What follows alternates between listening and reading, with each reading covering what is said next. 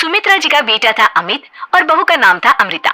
सुमित्रा जी की बहू की बातें सुनकर ऐसा लगता था कि जैसे वो बहुत इंटेलिजेंट है, क्योंकि उससे कभी भी कोई भी सवाल पूछो फट से जवाब दे देती थी।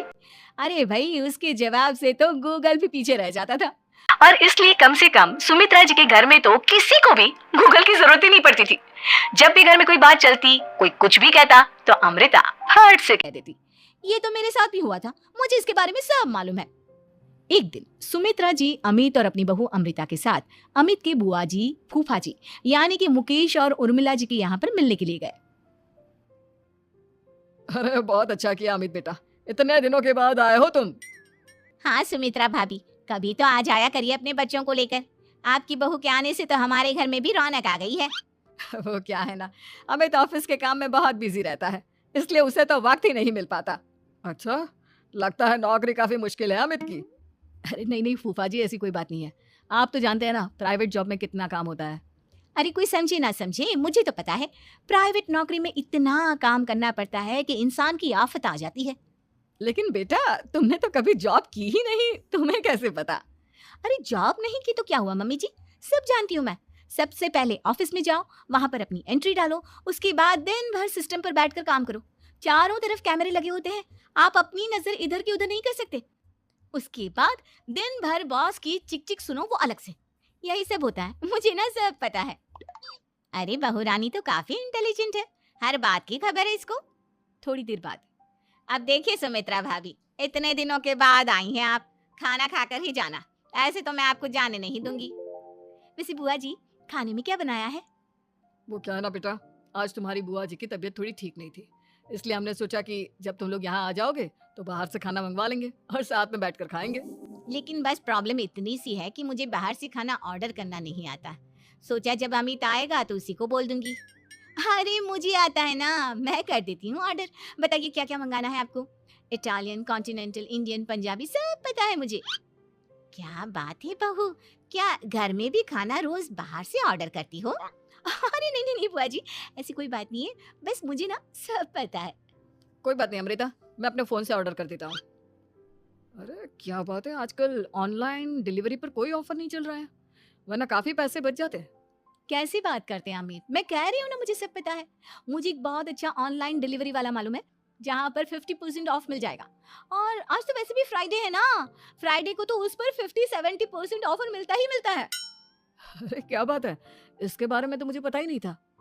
अरे बेटा, जिस चीज के बारे में किसी को पता नहीं होता, हमारी बहू को पता होता है। एक काम कर, तू उसी को ऑर्डर करने दे। क्या बात है अमृता बेटा, तुम तो बहुत इंटेलिजेंट हो, सब कुछ जानती हो। कुछ दिनों के बाद सुमित्रा जी की कुछ सहेलियां उनसे मिलने के लिए आती हैं। अरे सुमित्रा बहन कैसी हो, बहू कैसी है तुम्हारी? अरे पूछिए मत, बहुत इंटेलिजेंट है मेरी बहू, सब कुछ जानती है।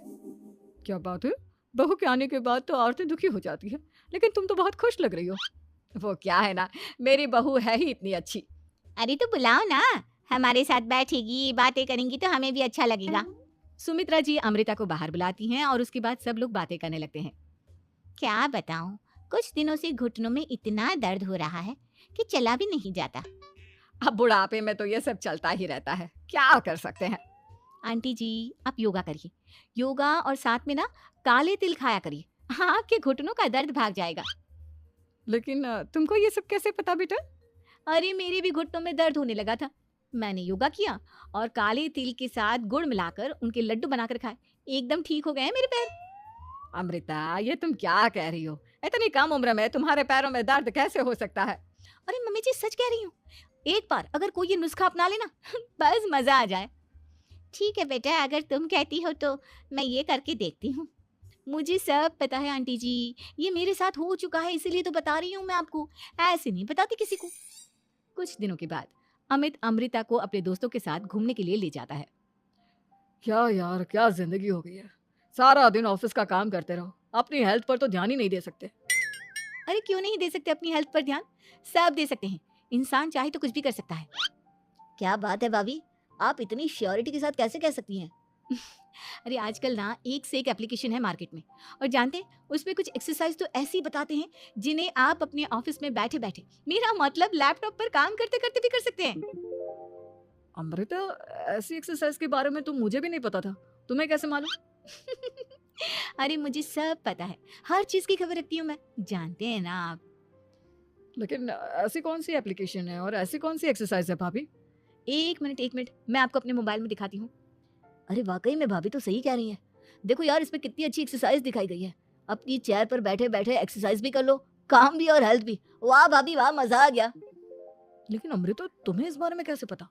अब मेरे साथ जो चीज हो चुकी है उसके बारे में तो मुझे पता होगा ही ना अमित। मतलब तुम कब ऑफिस में काम करने गई जो तुमने ऑफिस करते करते एक्सरसाइज की? मैं जो किचन में काम करती हूँ अमित, घर के काम, वो किसी ऑफिस के काम से काम है क्या? बस मैं भी वो सब करते करते इनमें से कुछ एक्सरसाइज ट्राई कर लेती हूँ, इसलिए मुझे सब पता है। सही है यार, तुम तो बहुत इंटेलिजेंट हो। कुछ दिनों के बाद ये क्या है? एक दोस्त ने मेरे साथ एक मजाक किया है लेकिन समझ में ही नहीं आ रहा। अरे बेटा, तो अमृता से पूछ लेना, उसके पास कोई ना कोई जवाब जरूर होगा।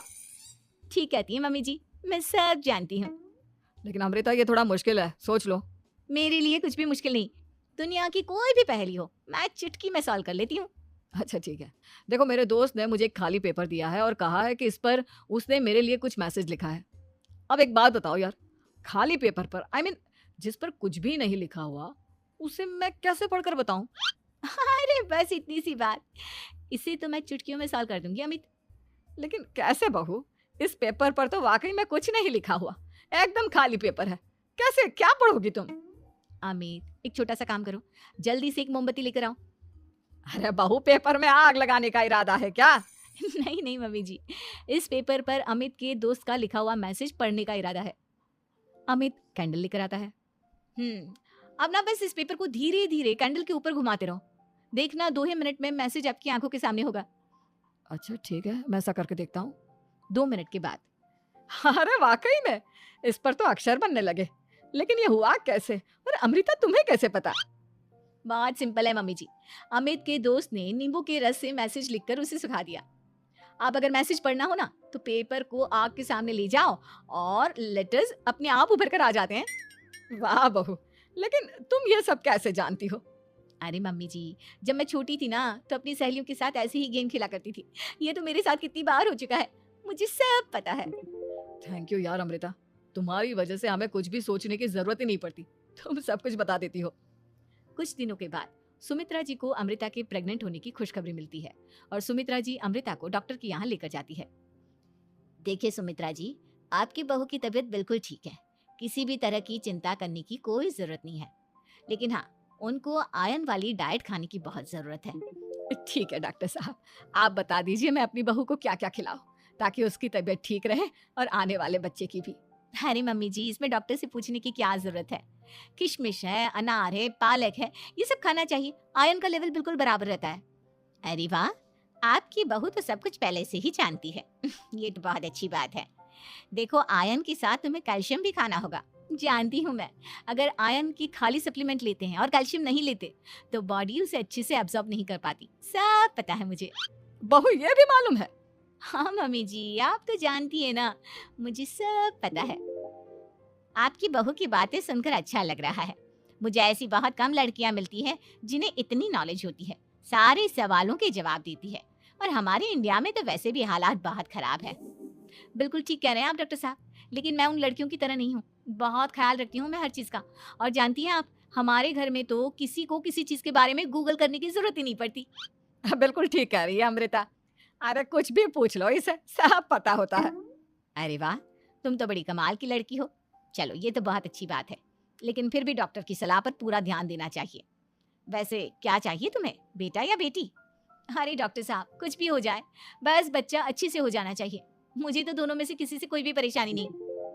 और सुमित्रा जी आप? डॉक्टर मैडम, मुझे तो लड़के और लड़की में कभी भेद करने की आदत ही नहीं है, पोता आए या पोती, मेरे लिए तो दोनों एक बराबर है। सुनकर अच्छा लगा। वैसे आप जानती हैं, हमारे यहाँ पर तो लोगों को बड़ी बेचैनी रहती है ये जानने की कि पेट में लड़का है या लड़की, लेकिन विदेशों में ऐसा नहीं होता। हाँ, वहाँ पर तो सब कुछ पहले से ही बता देते हैं ना। ये भी कोई बात हुई भला? लेकिन तुम्हें कैसे पता कि वहां पर सब कुछ पहले ही बता देते हैं? अच्छा हाँ हाँ, तुम तो सब कुछ पहले से ही जानती हो ना, तुम्हारे साथ तो सब कुछ पहले से ही हो चुका होता है। नहीं नहीं मम्मी जी, ये तो मेरे साथ पहली बार हो रहा है, इसलिए मैं ये डायलॉग नहीं बोल सकती। अमृता की बात सुनकर सुमित्रा और डॉक्टर दोनों हंस